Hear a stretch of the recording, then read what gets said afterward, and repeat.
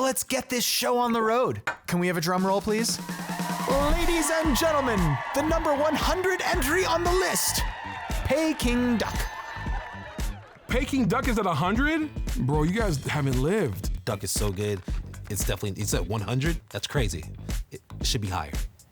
Are you guys saying it's the worst thing? Like, it's handheld, it's sweet, it's unctuous, it's got textural variety. How can this be 100? It's not 1976. Who's eating Peking Duck? it's everything I love. And it's obviously everything you hate, so it's gonna be a rough show. There's lots of components because you have the crispy skin. I'd be using like a bicycle pump trying to get that skin thing to happen. Is there a better way to eat duck? I don't think so.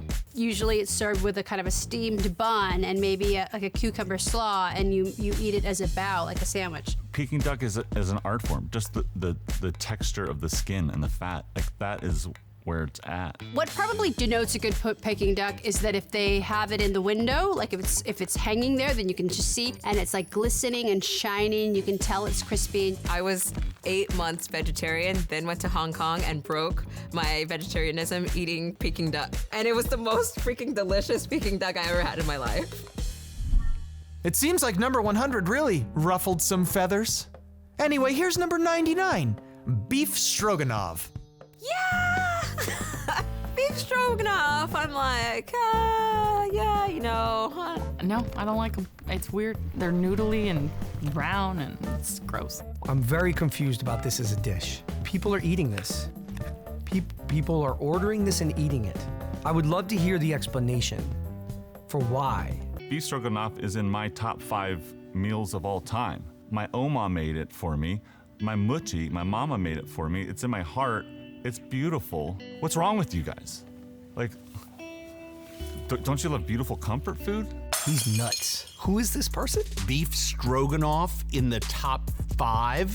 It's not even in the top 5 of beef dishes. So I remember having it for the first time and being like, what the hell is this? For some of you youngsters out there that don't know what a beef stroganoff is, it's a beautiful braise of meat. Usually not the best cut, but you cook it slow and low and get it nice and tender, and then you get that gravy going, that sauce. Eric, the dish you liked, beef stroganoff, it looks like poop. Let's close our eyes and imagine we're eating it. Try not to throw up in your mouth. And then you serve it over some kind of noodles, butter noodles. So it's kind of like this Italian, Eastern European thing that's happening. And then when you finish the gravy, you put a little sour cream in there, thicken it up, and adds a little bit of acid brightness. Ooh! Children, please, we're only at number 99, and we're already fighting? Good! Let's stir the pot some more with number 98, Italian beef sandwich. It's one of the greatest things in the world! It's that juice. I don't have a lot to say about that guy. It's about the peppers, it's about the bread, it's about the cheese, it's about everything. Oh, I want one right now, man. I assume an Italian beef sandwich has marinara sauce on it, or there's a sauteed pepper. The Italian beef sandwich sounds like another one of those au jus situations. It belongs right where it is. It's basically a Midwestern American take on the French dip. But there is one thing about this sandwich that's really smart, and it's the balance of flavors with the giardiniera vegetables. You're gonna get messy. I wear a whole rain poncho when I have an Italian beef. The bread is very important. The bread has to be nice and squishy. It can't be too firm. It just has to have the right amount of cushion. Oh yeah, almost forgot. We want to learn a thing or two during this too, don't we? And who better to give us some more insight to this dish than little old me? There are multiple stories about how the Italian beef sandwich was invented. Some claim Tony Ferrari created it in the 1920s for weddings. Others believe it was Chicago restaurants that adapted the French dip sandwich in the 1940s. I'll tell you what isn't up for debate, the fact that historians credit the sandwich's development to the ingenuity of the Italian-American community and their famous home cooking. Let's jump right back in with number 97, shrimp and grits. Shrimp and grits was ranked 97. You Yankee strike again. Shrimp and grits is delicious. First of all, it's not just shrimp thrown on some grits. You got to have a sauce.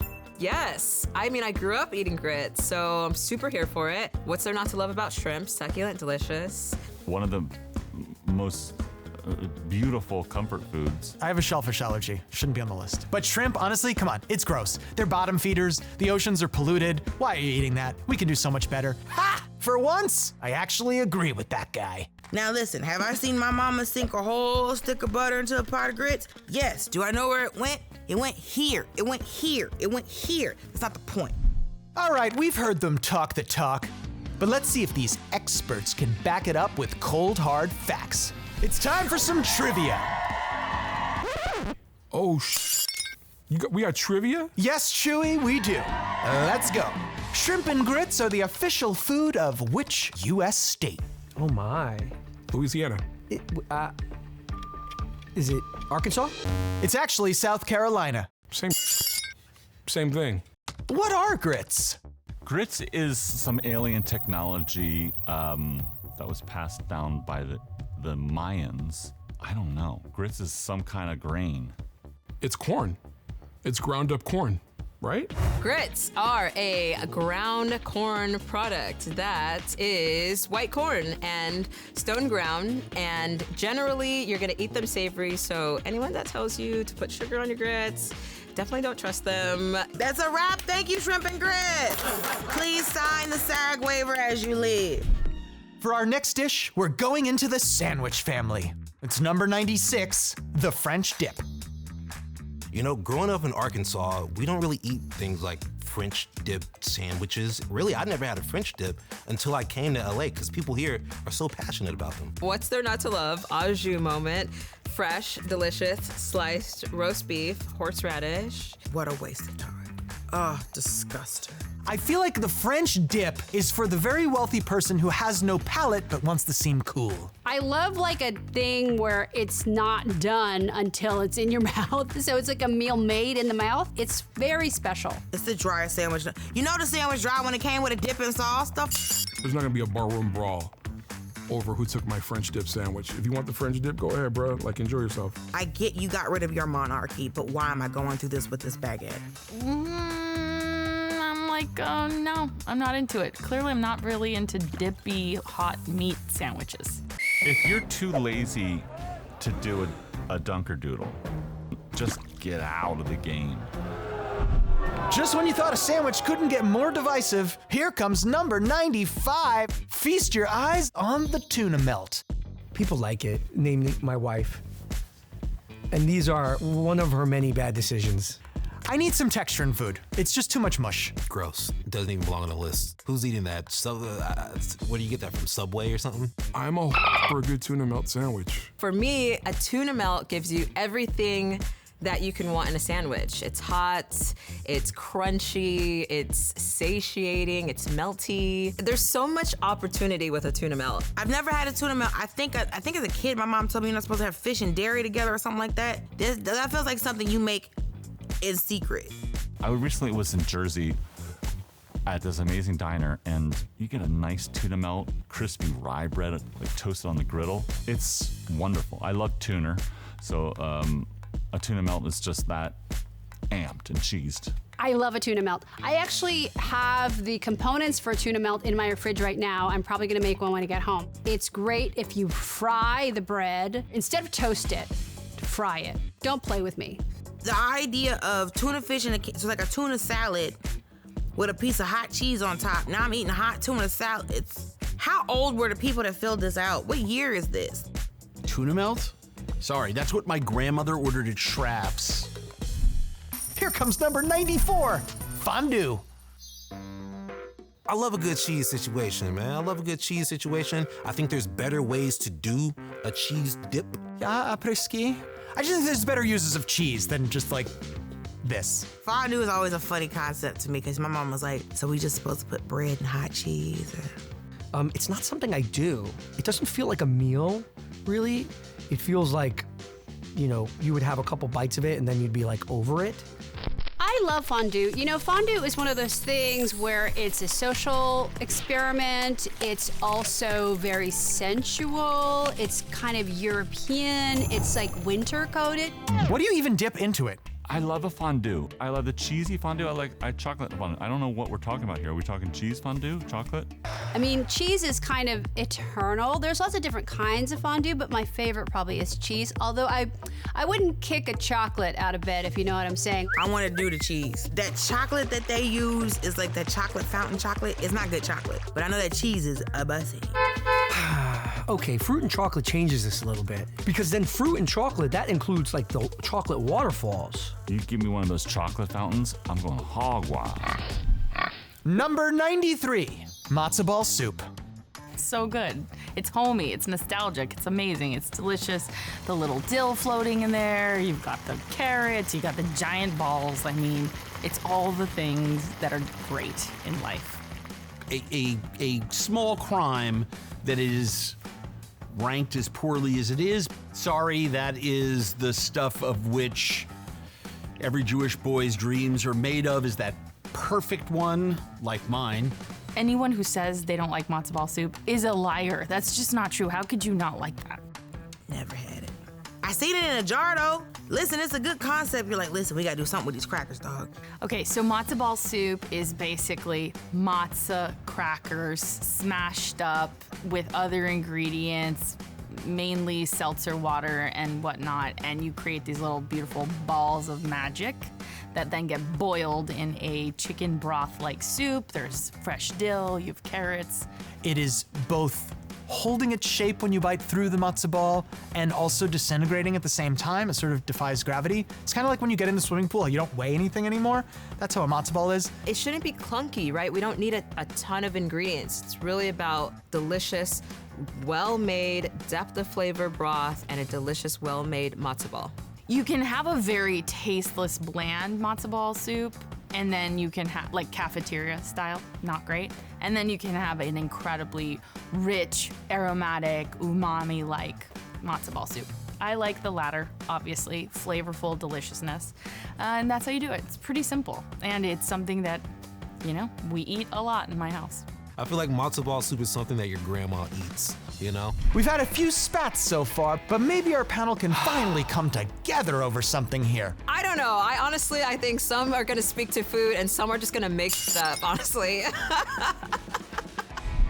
Let's start with number 92, meatloaf. Meatloaf's disgusting, let's be honest. It's meatball, but you didn't put the effort in to make a bunch of balls. You're like, I'll just do one. I think somebody got off of work and was like, listen, I got ground beef and I ain't got time to make burgers. Meatloaf is interesting because I would suspect, again, like, for this not even to be on this list at all. Because who likes it? Nobody. Meatloaf, an American classic, something that is probably suffering from a horrible reputation amongst the general population for being something reminiscent of a bad meal that you would have at a school cafeteria. It's another thing that my mom used to make all the time growing up because it's quick, it's easy, but it's something that just holds like a good memory for me. My mom had to like throw stuff together to make it happen. And I think meatloaf is one of those meals. Like, yo, we have some meat, we got some veg, let's see what happens. When done properly, meatloaf is one of the great dishes of the world. One of my favorites growing up, my dad used to make meatloaf when it was his turn to cook, and he would shape it into a nose and then do big squirts of ketchup, like he had a bloody nose. And that was kind of my dad's humor. Well, that certainly explains a lot, Eric. Respectfully, with my friend Margaret Cho, who believes that meatloaf does not belong on the list. Margaret, you know, meatloaf belongs there. We're gonna get you to my house. We're gonna make you the meatloaf of your dreams. Then you can publicly recant this crazy opinion that nobody likes it. Meatloaf is America on a plate. We've got a lot of strong opinions on meatloaf, but I want to know if anyone knows what's in it. The ingredients, how do you make a meatloaf? Yeah, there's breadcrumbs, probably some binder like an egg, maybe a little milk.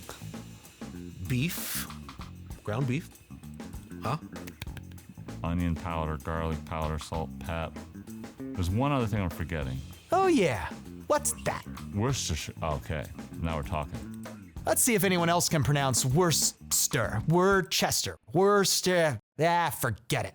I'll just let them do it. Worcestershire sauce, no? What do you? Worcestershire W sauce. Worcestershire. I wonder if Google knows it. Worcestershire? Is it Worcestershire or Worcestershire? How do you pronounce Worcestershire sauce? Worcestershire. W sauce. Worcestershire. Is that what you said? Worcestershire. Yeah. Worcestershire. It's like you're just sort of like saying, you just shut your mouth and just say Worcestershire. Just say it through clenched teeth. Worcestershire. Apparently, a lot of people feel that Worcestershire sauce is difficult to pronounce and that it also belongs in a meatloaf recipe. Worcestershire sauce does not belong in a meatloaf recipe. Period. End of discussion. Well, Andrew doesn't mess around when it comes to meatloaf. But now it's time for our final meal of the episode. We present to you number 91, lamb chops. Lamb chops. Listen, I grew up watching a cartoon called Lamb Chops. Little puppet. I'm not eating lamb chop. I can't. Lamb chops are kind of iffy. Lamb chops is a kind of an iffy meal. I feel like lamb chops is classic. I love them, but you know what I love more is mint jelly. Have you tried that? A mint jelly with a nice, well roasted or seared lamb chop is one of the finer things in life. I'm all about it. So overrated. People put lamb chops on a pedestal. So I'm glad that the majority of you guys thought lamb chops is in the bottom tier. Because I feel like people put way too much faith and emphasis in lamb chops these days. Like, it's just like this crazy delicacy or something. So hold on. Lamb chops is in the top 90, but it doesn't specify rib chops or loin chops. So I have a history with lamb chops. My grandpa was a very sort of like regal man, and we would go visit him up on his house on the hill, and we would dress up very nicely, and he would serve lamb chops. It's an incredibly special dish for me. It comes with this very special nostalgic memory of that place, which I think actually makes me like the lamb chop better than I should. Rib chops, fantastic. The loin ones that look like little porterhouses, they're okay. They're just a little trickier to eat. I prefer my chops from the rack. When I think about lamb chops, I think about grilling season, really delicious crowd pleaser. A little bit of rosemary, lemon, olive oil, salt, pepper. It's done. Cook it in 2 minutes. It's so good on a cast iron. Like, it's great. But I don't know. There's nothing else to it but that. Holy fork! We made it through our first 10 meals. We started off strong with Peking Duck, insulted Dulce with the demoralizing placement of shrimp and grits, argued over some sandwiches, and ultimately realized that no one can pronounce the one ingredient in meatloaf. Worcestershire sauce. Did I say it correctly? All I can say is I hope you enjoyed yourself, because we've got 90 meals left to go, and you picked all of them.